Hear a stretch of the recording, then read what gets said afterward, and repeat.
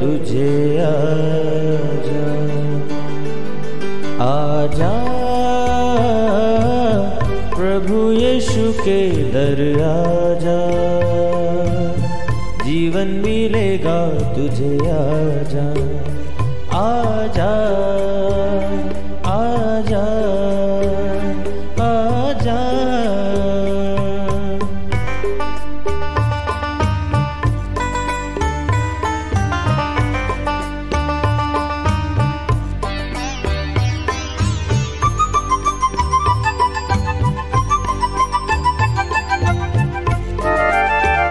Praise the Lord everyone. मैं pastor Kulbhushan Johar, Asian church of Christ Vancouver BC से program नई जिंदगी की ओर में आप सबका बहुत बहुत स्वागत करता हूं। मैं उम्मीद करता हूं आप सब लोग अच्छे होंगे, तंदुरुस्त होंगे और परमेश्वर के कलाम में बढ़ रहे होंगे। तो आइए हर बार की तरह परमेश्वर के कलाम में से सीखने से पहले, वचन को पढ़ने से पहले आइए हम सब अपनी आंखों को बंद करेंगे, अपनी सिरों को झुकाएंगे। आइए हम दुआ में जाएंगे। सर्वशक्तिमान परमेश्वर यीशु मसीह नासरी, हम आपका धन्यवाद करते हैं। आप अच्छे सच्चे जीवित परमेश्वर हैं, प्रार्थनाओं को सुनते हैं।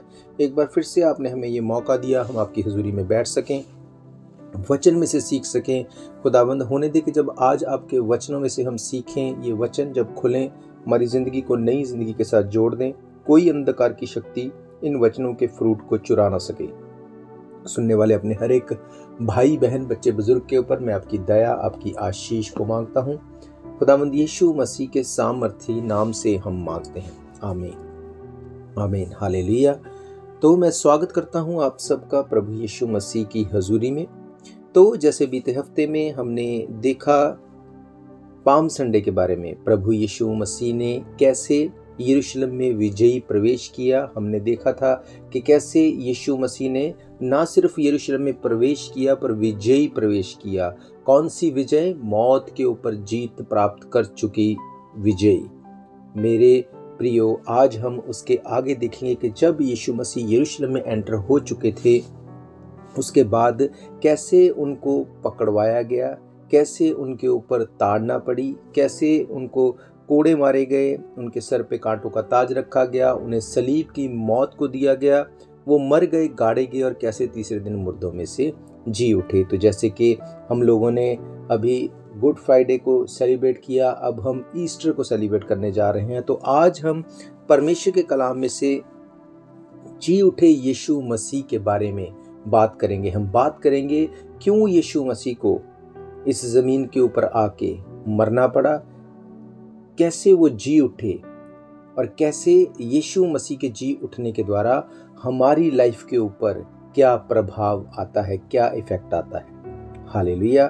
मेरे प्रियो, हम जानते हैं कि जब यीशु मसीह ने यरूशलेम में प्रवेश किया, उसके बाद उन्होंने यरूशलेम में आके बहुत सी चीज़ों को सुधारा, बहुत से लोगों को हील किया, बहुत से लोगों को डिलीवर किया।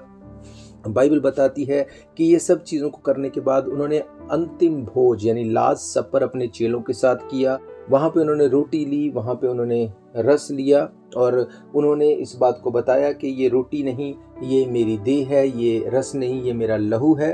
तो अगर तुम मुझ पे फेथ करते हो तो तुम इस रोटी और इस रस में से तुम भाग लोगे। वो चीज़ बपतिस्मे को दिखाती है। आज हम देखेंगे कि कैसे यीशु मसीह ने जब इन सब चीज़ों को पूरा कर दिया, जो भविष्यवाणियाँ लिखी गई थी उनको पूरा कर दिया, उसके बाद कैसे यीशु मसीह को पकड़वाया गया। मेरे प्रियो, बाइबल बताती है, मत्ती रचित सुसमाचार अगर उसका 27वां अध्याय हम पढ़ेंगे, वहाँ पे बताया गया है कि कैसे यीशु मसीह को पिलातूस के सामने लेके आया गया। कैसे यहूदा इस्करियोती ने जब झूठ बोल के चंद चांदी के सिक्कों के लिए यीशु मसीह को पकड़वा दिया, जब उसे ये बात का एहसास हो गया, उसने जाके फांसी लगा ली, उसने आत्महत्या कर ली। उसके बाद यीशु मसीह को जब पिलातूस के सामने लाया गया, पिलातूस उस वक्त का जो राजा था, वो इस बात को जानता था कि यीशु मसीह ने कोई भी पाप नहीं किया, कोई भी ऐसी गलती, ऐसा काम नहीं किया जिसके कारण उसको क्रूस की मौत दी जाए। पर क्योंकि ये भविष्यवाणियाँ थी, ये पूरी होनी थी, और क्योंकि आपके और मेरे पापों के लिए एक ऐसे निष्कलंक मेमने का बलिदान होना ज़रूरी था, इसलिए यीशु मसीह को क्रूसीफाई होना था। बाइबल बताती है, पिलातूस ने कहा, क्यों तू अपनी सफाई के बारे में मुझे कुछ भी नहीं कहता? उसने कहा, क्या तुझे नहीं पता कि कि मुझे तुझे पकड़ने या छोड़ देने का अधिकार है। और बाइबल बताती है कि यीशु मसीह ने उसे कुछ भी कन्वेंस नहीं किया। क्यों? क्योंकि मैं ये जानता हूँ कि यीशु मसीह अगर उसको एक बार भी बोल देते तो वो इस बात से कन्वेंस हो जाता। इसलिए यीशु मसीह ने कुछ नहीं कहा। यीशु मसीह ने कहा अगर ये सब कुछ तुम्हें ऊपर से ना दिया जाता, यानी कि परमेश्वर की ओर से ये निर्धारित ना होता, तो तुम ऐसा कभी भी नहीं कर सकते थे। हालेलुया। मेरे प्रियो, जैसे कि एक पाप को खत्म करने के लिए जैसे उस टाइम पे फसह के पर्व पे बलिदान दिए जाते थे, उसी तरह से सेम टाइम में, सेम मैनर में यीशु मसीह को भी फसह के टाइम के ऊपर उसको बलिदान किया गया। एक और मंदिर में बलिदानों का लहू बहाया जा रहा था और दूसरी ओर यीशु मसीह का सलीब के ऊपर लहू बहाया जा रहा था। हालेलुया।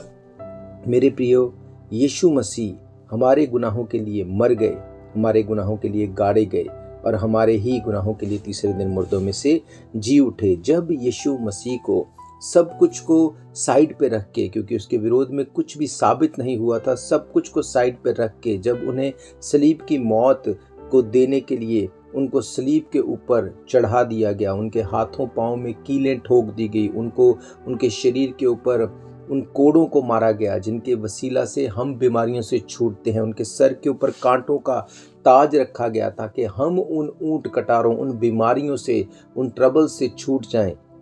जब ये सब भविष्यवाणियों को पूरा कर लिया गया, बाइबल कहती है मत्ती रचित सुसमाचार 27वां अध्याय उसकी अगर हम 50 आयत से पढ़ें तो वहां पे लिखा है, तब यीशु ने बड़े शब्द से चिल्लाकर प्राण छोड़ दिए और देखो मंदिर का पर्दा ऊपर से नीचे तक पूरा फटकर 2 टुकड़े हो गया और धरती डोल गई, चट्टानें तड़क गईं और कब्रें खुल गईं और सोए हुए पवित्र लोगों के बहुत से शव जी उठे और उनके जी उठने के बाद वे कब्रों में से निकलकर पवित्र नगर में गए और बहुतों को दिखाई दिए।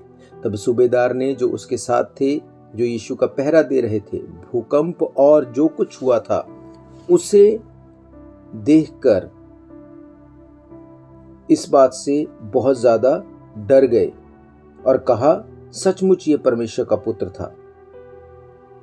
वहां बहुत सी स्त्रियां जो गलील से यीशु की सेवा करती थी वो भी उसके साथ आई थी, दूर से ये देख रही थी। उनमें मरियम मगदलीनी और याकूब और योसेस की माता मरियम और जब्दी के पुत्रों की माता थी। हालेलुया। मेरे प्रियो, बाइबल बताती है कि यीशु मसीह को जब क्रूस की मौत को देने के लिए वहां पे कीले मार के उस क्रूस के ऊपर चढ़ा दिया गया, यीशु मसीह ने ऊंचे शब्द से पुकार कर अपना प्राण छोड़ दिया। ये बात दिखाती है यीशु मसीह ने यूहन्ना रचित सुसमाचार में, लूका रचित सुसमाचार में भी हम पढ़ते हैं, वहां पे इस बात को बोला कि किसी के पास ये इख्तियार नहीं कि मेरा प्राण मुझसे ले ले। यीशु मसीह ने खुद अपना प्राण दिया और फिर से उसको वापस ले लिया। क्यों प्राण दिया? ये वो बलिदान था जो आपके और मेरे गुनाहों के लिए बहाया जाना जरूरी था, क्योंकि इंसान की ब्लड लाइन करप्ट हो चुकी थी। वो आदम से पाप में चली आ रही थी अनाज्ञाकारिता के कारण। अब उस पाप से छूटने के लिए परमेश्वर ने अपना इकलौता पुत्र दिया। बाइबल कहती जो कोई उस पर विश्वास करे वो नाश ना हो परंतु अनंत जीवन पाए। अब जब यीशु मसीह ने अपना बलिदान दे दिया, सब चीजों को पूरा कर दिया, बाइबल बताती है अपना बलिदान देने के बाद यीशु मसीह ने अपने लहू को पिता को दिया और हम सब के पापों के लिए उस लहू को देके पिता को बताया कि अब सब कुछ पूरा हो चुका है और परमेश्वर से हमारे गुनाहों के लिए उस माफी को रिलीज किया। हालेलुया।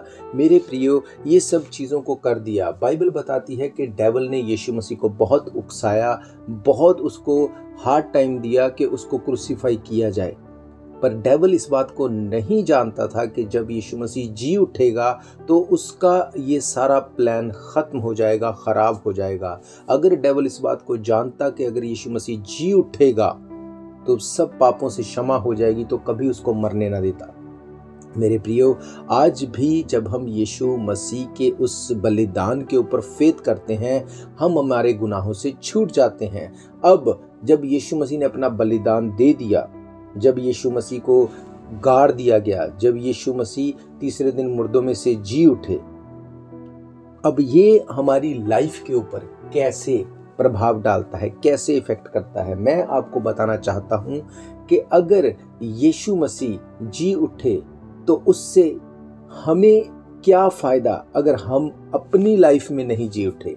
मतलब अगर आज भी हम अपनी लाइफ में अपने गुनाहों में मरे हुए हैं, हम हर उस चीज के लिए मरे हुए हैं जो बाइबल बोलती है कि तुम्हारी लाइफ स्टाइल से नजर आनी चाहिए, अगर हम वो चीजें आज भी करते हैं तो हम मरे हुए हैं। फिर यीशु मसीह का जी उठना हमारे किसी काम का नहीं। बाइबल बताती है कि यीशु मसीह मुर्दों में से जी उठे। क्यों जी उठे? ताकि मैं और आप भी मुर्दों में से जी उठें। कौन से मुर्दे? अगर आज आप देखें, बहुत बार हम देखते हैं लोग करप्शन करने के टाइम नहीं सोचते, लोग झूठ बोलने के टाइम नहीं सोचते, चोरी, मक्कारी, व्यभिचार, नशा, ये सब चीजें जो हमारा कॉन्शियस जानता है ये गलत है, उसके बावजूद लोग इसको करते हैं। इसका मतलब वो अपने कॉन्शियस में मर चुके हैं। अब जब यीशु मसीह आपकी लाइफ में आते हैं, जब आप यीशु मसीह को अपना उद्धारकर्ता ग्रहण करते हैं, तब मैं और आप हम अपने कॉन्शियस में जी उठते हैं। फिर हम वो नहीं करते जिसके लिए हमारा कॉन्शियस अलाउ नहीं करता। फिर हम इस बात को समझ जाते हैं कि बाइबल बताती है कि यीशु मसीह जी उठा, और अगर अब मेरी लाइफ नहीं जी उठेगी तो हम नहीं बोल सकते कि यीशु मसीह जी उठा। हालेलुया। मैं आपके लिए पढ़ूंगा एक और आयत को जो हमें मिलती है मत्ती रचित सुसमाचार 28 अध्याय और उसकी पहली कुछ आयतों को आपके लिए पढ़ूंगा। यहाँ पे लिखा है, सबत के दिन के बाद सप्ताह के पहले दिन पांव फटते ही मरियम मगदलीनी और दूसरी मरियम कब्र को देखने आई, और देखो एक बड़ा भूकंप हुआ, क्योंकि प्रभु का एक स्वर्गदूत उतरा और पास आकर उसने पत्थर को लुढ़का दिया और उस पर बैठ गया। उसका रूप बिजली का सा था, उसका वस्त्र पाले के समान उज्जवल था। उसके भय से पहरुए कांप उठे और मृतक समान हो गए। स्वर्गदूतों ने स्त्रियों से कहा, मत डरो, मैं जानता हूं कि तुम यीशु को जो क्रूस पर चढ़ाया गया है ढूंढती हो। वो यहाँ नहीं है, परंतु अपने वचन के अनुसार जी उठा है। आओ उस स्थान को देखो जहां प्रभु पड़ा था, और शीघ्र जाके उसके चेलों से कहो कि वे मृतकों में से जी उठा है और वे तुमसे पहले गलील को जाता है, और वहां उसका दर्शन तुम पाओगे। देखो, मैंने तुमसे ये कह दिया। हालेलुया। मेरे प्रियो, यीशु मसीह जब हमारे लिए, हमारे पापों के लिए बलिदान होके जब वो तीसरे दिन मुर्दों में से जी उठे, बाइबल बताती है मरियम और उसके साथ की जो उसकी सहेलियां थी, वो यीशु मसीह की बॉडी के ऊपर सुगंधराय जो द्रव थे उसको लगाने के लिए जा रही थी। वो रास्ते में सोच रही थी कि उसकी कब्र के ऊपर बहुत बड़ा पत्थर रखा है, उस पत्थर को कौन लुढ़काएगा। बाइबल बताती है कि इस बात को जब वो सोचती ही जा रही थी, स्वर्ग से एक स्वर्गदूत उतरा, उसने उस पत्थर को लुढ़काया और उसने उनको कहा कि तुम जीवित यीशु को मरे हुओं में क्यों ढूंढती हो। उसने कहा था कि मैं तीसरे दिन जी उठूंगा, वो जी उठा है, वो तुमसे पहले गलील को जाएगा। स्वर्गदूत ने उनसे कहा कि यीशु मसीह जिसको तुम ढूंढती हो वो जी उठा है, क्योंकि वो इसलिए नहीं मरा था कि वो हमेशा तक मरा रहे, वो इसलिए मरा था ताकि जो इंसान है, जो मनुष्य जाति है, उसके पापों से उसका छुटकारा हो सके। बाइबल बताती है वो जी उठा और उसने जी उठ के हमारे गुनाहों को खत्म कर दिया। जो कोई उसके ऊपर बिलीव करेगा, बाइबल कहती है उसके पाप माफ किए जाएंगे। मेरे प्रियो, हम लोग हर एक व्यक्ति के बारे में उसका जन्मदिन और उसका मरण दिन हम जानते हैं, पर यीशु मसीह वो परमेश्वर है जिसका जन्मदिन, मरण दिन और फिर से जी उठने का दिन यानी कि ईस्टर जिसको हम बोलते हैं, वो हम मनाते हैं। मेरे प्रियो, यीशु मसीह जब इस ज़मीन के ऊपर थे उन्होंने मुर्दों को भी जिंदा किया। आज भी जब हम इज़राइल में जब हम जाते हैं, हम देखते हैं कि वहाँ पे लाजर की कब्र थी। लाजर वो जो यीशु मसीह का बहुत प्रिय था, जब वो मर गया, यीशु मसीह जब उसके पास आए, यीशु मसीह ने उसके गाँव में, उसके घर में आके जब उसको चौथे दिन जब उसको मरे हुओं में से जिलाया, हम इस बात को जानते हैं। वो मुर्दों में से जी उठा, अपने बंधनों से खुल के जब कब्र से बाहर आ गया तो वो बहुत दिन तक जीवित रहा, पर एक टाइम फिर से आया होगा कि वो मर गया होगा। मेरे प्रियो, आज भी इज़राइल में उसकी कब्र है, पर अगर हम यीशु मसीह के बारे में देखें, यीशु मसीह जब मर गए, जब गाड़े गए, वो उस कब्र में रखे तो गए, पर आज भी अगर आप इज़राइल में जाके देखते हैं वो कब्र आज भी खाली है। इसका मतलब यीशु मसीह को कब्र रोक नहीं सकती। बाइबल जो इस बात के बारे में बताती है वो प्रूफ करती है ये बात, क्योंकि यीशु मसीह की कब्र आज भी खाली है मेरे प्रियो। यीशु मसीह आज भी जीवित परमेश्वर है। बहुत से ऐसे लोग हुए, बहुत से अच्छे लोग हुए जो अच्छी बातें करते थे, जो अच्छा गाइड करने के लिए आए, जिन्होंने सब कुछ बड़ा अच्छा किया, पर जैसे ही उनकी ज़िंदगी ख़त्म हो गई, चीज़ें ख़त्म हो गई। पर मेरे प्रियो, यीशु मसीह हमारे लिए मर गए, गाड़े तो गए, पर तीसरे दिन मुर्दों में से जी उठे। जब यीशु मसीह को सलीब से नीचे उतारा गया तो जो यूसुफ था, अरमित्या का रहने वाला, वो यीशु मसीह की जो बॉडी थी उसको उतार के लेके गया। और बाइबल बताती है वो एक धनी व्यक्ति था, उसने अपनी जो कब्र अपने लिए रखी थी, जो उसके खानदान के लिए कब्र थी, उसमें यीशु मसीह को रखा। क्यों? क्योंकि बाइबल बताती है कि यीशु मसीह को नई कब्र में रखा जाना था, और वो नई कब्र उस यूसुफ ने जो अरमित्या का रहने वाला था यीशु मसीह को दी, और बाइबल बताती है उसको उसमें रखा गया। आप इस बात को शायद नहीं जानते होंगे, पर मैं आपको बताना चाहता हूँ कि जो यहूदी लोग, जो आज भी इज़राइल में जब हम इस बात को जाके देखते हैं, तो जिस व्यक्ति की डेथ होती है, जब उसको कब्र में रखा जाता है, तो उसको किसी भी कब्र में नहीं रख सकते। उसको उसके पुरखाओं के, यानी कि उसके बाप दादाओं की कब्र में ही रखा जाता था। मेरे प्रियो, अगर वो उस कब्र को यूज़ नहीं करे तो उसको गाड़ा जाना वहाँ पे पॉसिबल नहीं होता था। अब जब यूसुफ जो अरमित्या का रहने वाला था, जब उसने अपनी कब्र यीशु मसीह को दी, तो वो इस बात को जानता था कि मैं क्या कर रहा हूँ। अगर मैं अपनी कब्र यीशु मसीह को दे दूंगा तो मरने के बाद मेरी बॉडी को कहाँ रखा जाएगा, उसको रखने की जगह नहीं होगी। पर जब उसने ये किया तो वो इस बात को जानता था कि ये कब्र हमेशा बंद या भरी नहीं रहेगी, ये सिर्फ 2 दिन की बात है। तीसरे दिन यीशु मसीह मुर्दों में से जी उठेगा और वो कब्र खाली हो जाएगी, और यूसुफ जो अरमित्या का रहने वाला था वो उसे अपने लिए यूज़ कर सकेगा। और ठीक वैसा ही हुआ मेरे प्रियो, तीसरे दिन यीशु मसीह मुर्दों में से जी उठे। हालेलुया। अब जब यीशु मसीह मुर्दों में से जी उठे तो यीशु मसीह ने जी उठ के पक्के प्रमाण दिए। बाइबल कहती वो अपने चेलों को दिखाई देते रहे, वो लोगों को दिखाई देते रहे, वो बात करते रहे लोगों से, वो लोगों को इस बात का सबूत देते रहे कि हाँ वो जी उठे हैं। उन्होंने जी उठ के अपने चेलों के ऊपर अपने आप को जाहिर किया, चेलों को कहा लो पवित्र आत्मा, उनके ऊपर फूका, उनको अधिकार दिए, चेलों को वो सब बातें बताई जो उनको आने वाले टाइम में करनी होंगी। यीशु मसीह ने सब चीज़ों को पूरा किया, और बाइबल कहती वो जी उठ के पिता के दाहिने और बैठ गए। यीशु मसीह मुर्दों में से जी उठे इसलिए ताकि हम लोग अपने मुर्दापन से जी उठें, हमारी वो चीज़ें जो मुर्दा हैं वो भी जी उठे, हमारा कॉन्शियस जी उठे, हम उन चीज़ों से निकल जाएं, उन चीज़ों से बाहर आ जाएं जो हमें मुर्दा बना देती हैं, जो हमें मारना चाहती हैं। हालेलुया। मेरे प्रियो, यीशु मसीह ने कहा कि जैसे मैं मुर्दों में से जी उठा, उसी तरह से जो मुझ पे विश्वास करेगा वो भी जी उठेगा। बाइबल बताती है कि जिसने यीशु मसीह को मुर्दों में से जिला उठाया, तो क्या वो हम लोगों को, हमारी मरणहार देह को नहीं जिला उठाएगा? मेरे प्रियो, आज इस बात को हम गुड फ्राइडे या ईस्टर को एक छुट्टी की तरह ही मना के ख़त्म ना कर दें। हम इस बात को देखें कि क्यों यीशु मसीह को इस ज़मीन के ऊपर आके मरना पड़ा, क्यों यीशु मसीह को कोड़े खाने पड़े, क्यों यीशु मसीह को उस सब लान तान को सहना पड़ा, क्यों यीशु मसीह को उस सब दुखों को सहना पड़ा। यशायाह नबी की किताब उसका 53 चैप्टर अगर आप पढ़ें, वहाँ पे 4 आयत से अगर पढ़ूँ आपके लिए, वहाँ पे लिखा है, निश्चय उसने हमारे रोगों को सह लिया, हमारे ही दुखों को उठा लिया, तो भी हमने उसे परमेश्वर का मारा, कूटा और दुर्दशा में पड़ा हुआ समझा। परंतु वे हमारे ही अपराधों के कारण घायल किया गया, वे हमारे अधर्म के कामों के कारण कुचला गया।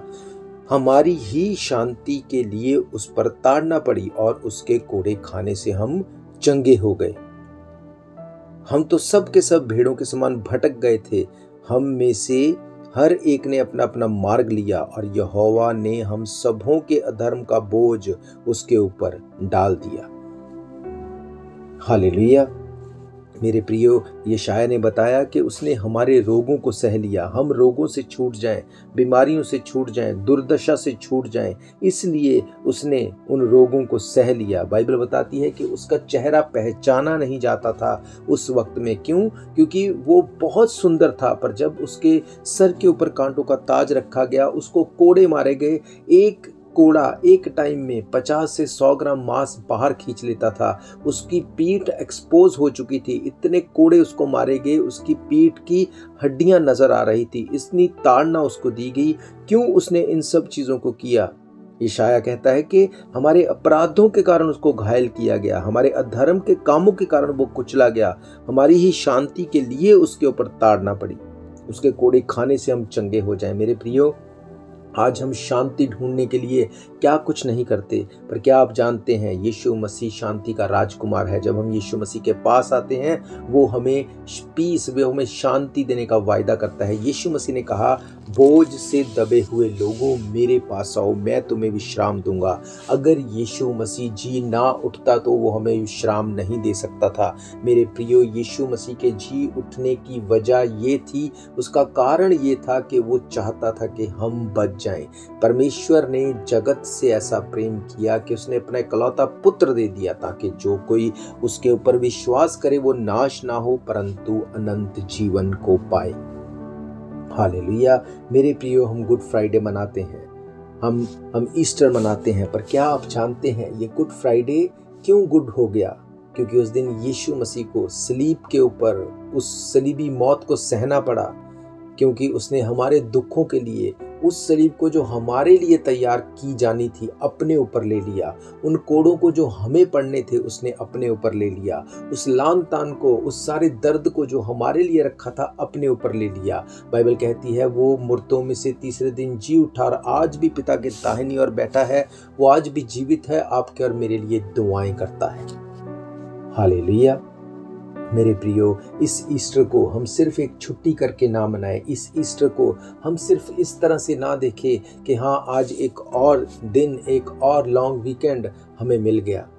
मेरे प्रियो, यीशु मसीह ने आपको और मुझे गुनाहों से छुड़ाने के लिए अपने लहू की एक एक बूंद को दिया है। उसने कीमत को चुकाया है। मेरे प्रियो, बाइबल कहती है कि उसने क्रूस के ऊपर उस कीमत को अदा किया है। He paid the price, he paid the full price. अगर वो हमारे लिए क्रूस के ऊपर ना मरते, तीसरे दिन ना जी उठते, तो हम कभी भी अनंत जीवन में दाखिल नहीं हो सकते थे। यीशु मसीह जब मुर्दों में से जी उठे, बाइबल कहती है जब जी उठने के बाद उन्होंने अपने चेलों को दिखाई दिया, और जब आसमान में उठाए जाने पे थे तो उन्होंने अपने चेलों को आज्ञा दी। एक और आयत को हम पढ़ेंगे, मत्ती रचित सुसमाचार 28 नंबर चैप्टर और उसकी 16 आयत से लिखा है, 11 चेले गलील में उस पहाड़ पर गए जिसे यीशु ने उन्हें बताया था। उन्होंने उसके दर्शन पाकर उसे प्रणाम किया।